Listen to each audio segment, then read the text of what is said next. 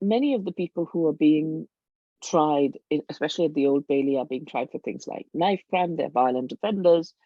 And so people are kept in a glass box so as to protect the people in the public gallery and to protect the lawyers and to protect, sometimes there might be a rival gang sitting in the room and something could break out. And that's understandable. But there is something called the Equal Treatment Bench Book, which provides guidance to judges on how people who have serious disabilities or vulnerabilities should be treated. And Julian, both the prosecution and the defense agree that Julian has a history of depression and is moderately to severely depressed. He also has various other medical conditions, and he is a non-violent, peaceful prisoner. So the fact that despite his lawyers requesting it, he's not allowed to sit next to them, and instead he has to go down in this glass box, Perspex box, on his knees in order to whisper into the ears of the assistant, who then carries the message around the FBI through to his lawyers. And he can't actually interrogate the process effectively. He cannot, when somebody makes a false information, he can't discuss it with his lawyers. So the standard thing that you see in most court trials, which you watch on TV, where the defendant is saying to his lawyers, oh, well, do this or do that, is not something Julian can do. And that's really quite something. So it is normal to have a Perspex, for a prisoner to be, or the accused to be kept in a Perspex box, but only really if they're going to be, if the court wants to protect them from a rival gang who might come in with a machine gun or something like that. Well, the possibilities of a machine gun or a knife are seriously rare, because at the Old Bailey, for example, they have a very, very rigorous process. So people like me had to even give up. I had a small square of chewing gum at the bottom of my bag, and I had to return it. I was not allowed to take in water, while my colleagues who were sitting in the press gallery downstairs were allowed water. Those of us who were legal observers weren't even allowed to take in water because we might tip it on somebody. So, so you're sitting for 4 hours without having a drink of water on the 4th floor, and I'm somebody I have a disability. I find climbing stairs very difficult. And even at the top of the stairs, you don't have anywhere to get a drink. Wow. Has the public been able to scrutinize the proceedings, do you think? No. I think there has been a complete and fundamental lack of open justice. At the early stages at Westminster Magistrates Court, this was done by artificially, in my opinion, changing the courtroom at the very last minute in order to go into a smaller courtroom and deny the public and the press access. Thereafter, COVID was used as an excuse to minimize the number of people who were allowed in the galleries. In the Old Bailey hearings, out of 5 seats which were made available to the public, 3 were reserved for VIPs, and there were 46 in each of the 2 galleries. Only 2 out of these 92 odd were actually available to the public. In the end, so there's a huge number of public seats, nearly 100 public seats, but the court is making the decision that they just can't be used. Exactly. And even if you were sitting at 2 meter distance from each other, you can get more than 2 people into a 46-seat gallery. Yeah. But what's really interesting is amongst those 2 people like me who were legal observers who were denied on the day permission to attend, ended up having to queue and relying on the generosity of the public to allow us in to monitor the hearings. So how are you relying on the generosity of the public? I don't understand. Well, the public gallery is not a queue where you can get a ticket in advance. You queue up at 4 or 5 in the morning for one of 2 places. And if there are slightly dodgy elements or anybody standing there in the queue, then you don't get a place. So so when you're standing in the queue from 4 a.m. to say 10 a.m. or 9:30 a.m. and the hearings will start, 10 a.m. I think it was, you want to go to the loo, for example, or you want to get a drink of water.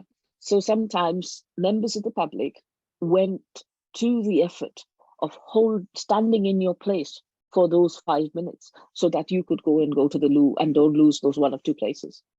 Oh, wow. So the public may not have been able to scrutinize proceedings at all well, but some members of the public were helping you as a legal observer to be able to keep your place in the queue so that the security didn't kick you out. Well, the police were very, very aggressive outside the courts, outside the public galleries. They initially used the pretext of COVID, but even at Westminster Magistrates Court, when there was no COVID, the police were quite, how do you say, authoritarian about the people outside, even when they were not protesting. There was a 90-year-old man who was manhandled. And this is absolutely ridiculous, given that there was no violent protest, there was no, there was nothing that would intimidate a defendant or somebody who's coming into court. In fact, when we went into court, you would queue outside. You would then get through the doors at Westminster, which was slightly better in terms of being a more modern court than the Old Bailey. And then you'd queue outside again, outside the courtroom. So between going through the security door and going upstairs, if you lost your place amongst the first 3 or 4 people who were able to get into Westminster Magistrates Court into the courtroom, you lost your place, having queued from 5 a.m. or 8 a.m. or 7 a.m., whenever it was. In the Old Bailey, you knew there were X number of places. And what was really interesting was that these 3 seats that the judge had reserved for the VIPs turned out to be for the Australian High Commission. And not only were they for the Australian High Commission, none of those 3 seats were occupied even for one day during the entirety of the Old Bailey hearings. So the Australian High Commission was invited to into an area that was fit for dozens and dozens of people, but it was reserved specifically for 2 or 3 people from the Australian High Commission, and they didn't even bother showing up. That's right. And they could have been accommodated within the press gallery downstairs, where 1 or 2 international observers and most of the press were accommodated. They could have reserved 3 seats for them there. But it was actively used to deny the public access to the court, and open justice was a principle that was mocked. The police came, I mean, I'm a legal observer. My colleagues and I attend various hearings. My colleagues observe in places like Turkey or in states where we are concerned about civil rights and human rights. And in all these places, the Holy Society of Socialist Lawyers is treated with respect, and our colleagues at the European Lawyers for Democracy and World Human Rights are treated with respect and given access and given space. But in Britain, we were denied access. We were told we couldn't have access. And the police intimidated us outside the courts. They threatened to arrest me if I queued. 3 policemen tried to come and tell me, why did I bother queuing anyway? Because I wouldn't get in at all. And then on the day of the final judgment, both Rebecca Vincent of Reporters Sans Frontières and I queued from, I think it was 4:15 in the morning, or maybe even 4:45. And I was approached 9 times by the police to tell me to go home, and well, I wouldn't get in anyway. Are you really sure you'll get a space? And one particular policeman who was involved in the security at the Old Bailey, which is run by the City of London Police, was particularly aggressive. He came stood right by my face and tried to tell me how I should do my job. I mean, these are the same supposed security, the City of London Police, who, when you're going into the Old Bailey, say things as stupid or, I mean, as bizarre as you can take in a pen and paper, but you're not allowed to write. Wow. Showing how little they know about upholding justice.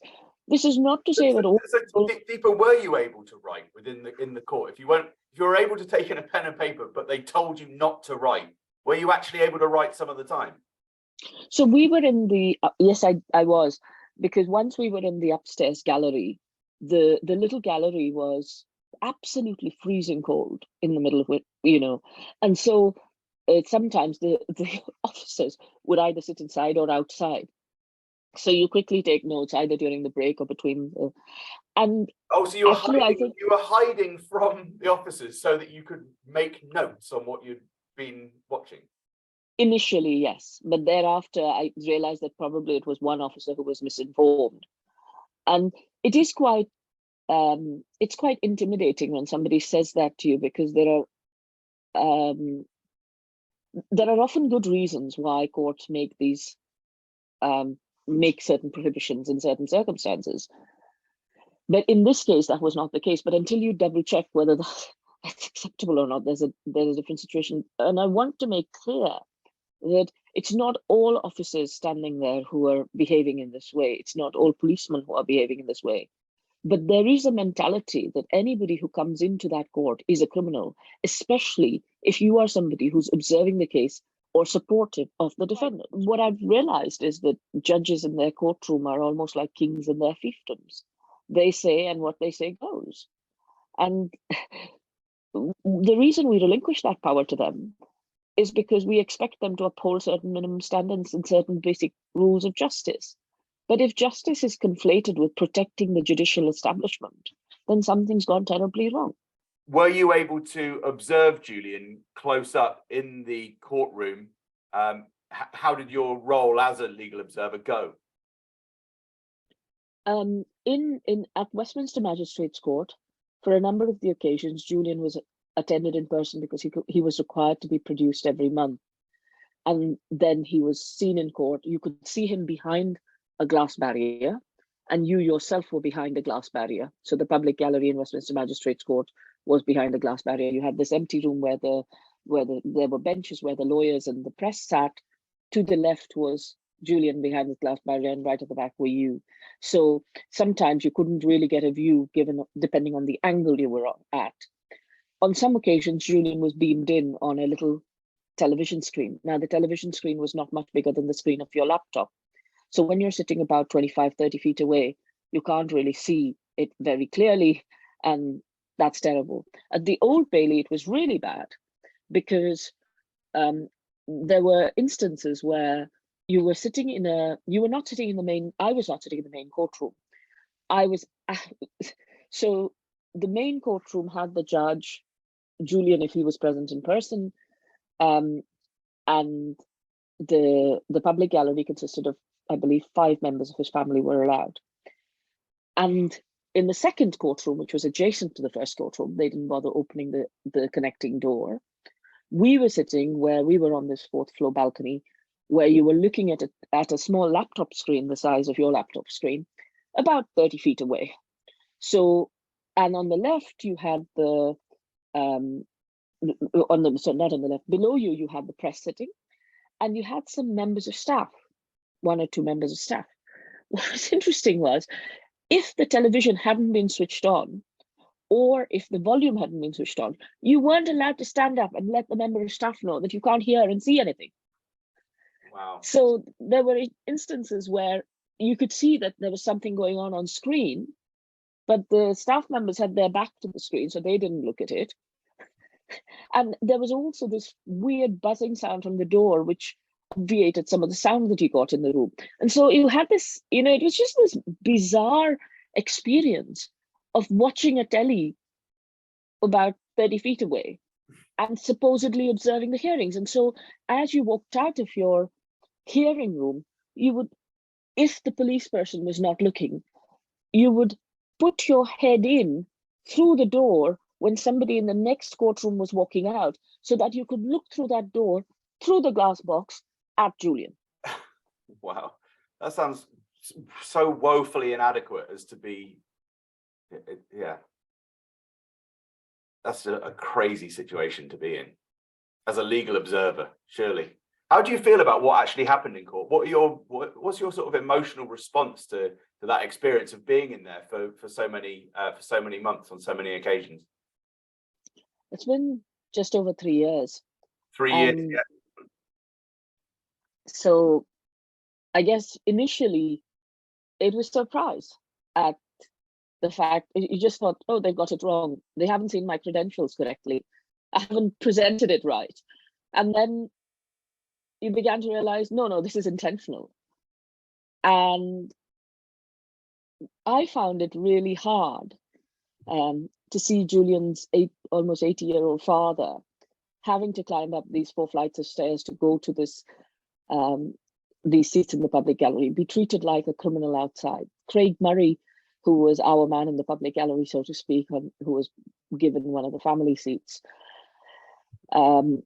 was sitting. He has a heart condition, Yeah. and by the time he got up to the fourth floor, I was really worried for Craig. So there was this concern and worry for people like him. Huge amounts of gratitude for the supporters and members of the public outside who made an effort to let people get in. For example, there were a couple of people whom I won't name because I might forget someone, but there were also situations where you were listening to the stuff in court, and there were really interesting people. For example, Daniel Ellsberg or Christian Grothoff or Noam Chomsky, talking about things they knew a lot about. And what was shocking was that the press wasn't covering it in any detail. I also found it quite disturbing that some members of the press, not all, there were some who were extremely diligent, but some members of the press, one particular member I remember was sitting in the annex in the press gallery and reading a newspaper while the testimony was being taken. And this was quite important testimony, and he just wasn't bothered. And then at one stage, he only perked up his ears when he heard about Julian's medical condition while he was in the embassy and his use of medication in order to deal with the amount of pain he was suffering because of his shoulder injury. And he wanted to put in a request to have disclosures so they could know if Julian had any opioid addictions. So it was very, very lurid. And there was no genuine interest in the realities Was of this a tabloid journalist or a broadsheet journalist? But basically looking as an excuse to get medical records so that they could prove that Julian's a drug addict. I won't mention the person because but I just think that was interesting. What was also interesting was the lack of the press interest in the lack of access for observers and lack of access to the public, which I thought was a real failing on the part of the press, some of whom did a fantastic job, I must admit. But the fact that there is a political prisoner sitting in the heart of London, the fact that this case has huge implications for democracy and human rights was not coming across in the coverage that I read when I came out of the courtroom. I was deeply disturbed by the medical evidence that was provided and the evidence about the US prison conditions, which was provided by people who were prison wardens there. And that was really distressing because you could imagine what it was doing to Julian. I think the most moving moment, well, upsetting moment, I would say, was we were sitting in the public gallery of the Court of Appeal, and on the screen, Julian he was sitting with his tie undone and sitting like this, and then slowly his face went like that. And he collapsed, he seemed to be collapsing onto the table. And it wasn't clear if you were sitting outside whether it was boredom or something serious. In the well, James Lewis QC, who should be ashamed of himself, was waxing on about how Julian is a malingerer. And in reality, what had been happening was Julian was having a transient ischemic attack, a mini stroke, while he was being taunted about being a malingerer. And I found that very distressing when I realized what had happened. I also found it very distressing that judges treat both Julian as a non-person. This is a highly intelligent, highly capable human being who's suddenly unable to even say his name and date of birth clearly, and who's treated as though this were not happening to him, who is not given any respect in the courtroom, and whose wishes are not taken into account in any deliberations, who's treated like a non-human who is being put through something. And I found that distressing. I also found the sorrow of the family very distressing. Let me ask you a final question for this part of the interview. In our previous discussions, you've indicated that you really don't think that Julian should actually be on trial, or certainly that the case should be thrown out of court. Is that accurate? And what are the key things that make you think that the case should be dismissed? Okay. It is not normal for the extraditing state, if it is a liberal democracy, to be known to have plotted to murder the defendant. It is not normal for the extraditing state to arrange to, not on one occasion, but persistently spy on the privileged legal conversations of the defendant. It is also not normal for us to have an admission that the principal witness against the defendant is a convicted paedophile and a fraudster, and who has admitted to fabricating testimony at the behest of the FBI. It is also not normal that extradition law is used in order to silence journalism, truthful journalism, conducted by a non-US journalist outside of the US, and which is 100% accurate. And for that to be treated as an extraditable offense, this is the jurisdiction of the US Espionage Act, which has no public interest offense, applied to the rest of the world, which means that if, think of the opposite, think of Russia extraditing a British journalist who described evidence of Russian or Ukrainian war crimes, and didn't do that journalism on the ground in Russia or Ukraine, provided information here. And it is this kind of information which, whistleblowers are seen as kind of, people who break the system. Actually, they're the ones who are upholding the system. They're telling us how the system should be and how the system is being violated. And in the case of Julian, what he's done is made sure that Black lives really matter. The Black lives in Iraq, the Black lives in Afghanistan, the Black lives in Guantanamo. And that's what he's being prosecuted for. And it's really important that, so coming back to all these things being abnormal in the first place, and what I find most abnormal is, firstly, judicial conflicts of interest. The superseding magistrate, the presiding magistrate at Westminster Magistrates Court, Lady M.R. Buthnot, has serious visible conflicts of interest as disclosed by Declassified UK. Her husband has close ties with the defense military establishment. She has received hospitality. Her son has investments in a company called Darktrace, which militates against companies like Wikileaks. She should not, she would be seen to be having conflicts of interest, whether or not she has them, we'll have to disclose that later.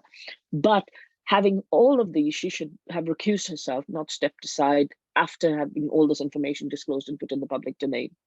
Yeah, there are other. Recusing oneself means to take oneself out of the legal process. That's what you're saying. The judge should have done under any normal circumstances, and say that her judgments are not valid because of even an apparent conflict of interest would be sufficient to do that. Well, and for a different judge who isn't conflicted to review the decisions she has made. But where, all those things were set aside, it is shocking that the legal establishment and the judicial establishment are largely silent about the persecution that is happening in front of their eyes, and the erosion of basic due process rights. Because if it's happening to Julian in public view, it can happen to anybody. Imagine you're a migrant, you're a Black person, you're a Muslim going through those courts, and you don't have the kind of resources and interest in your case that people have in the case of Assange. It is now okay to do this. And it is up to the legal establishment and the judiciary to say something about it. And that's what's least normal, the fact that they are so silent and so intent on protecting their own rather warped image of what this system supposedly is, when actually it's not delivering justice. Right, we'll leave it there. Thanks very much, Deepa. We'll talk again shortly. Thanks.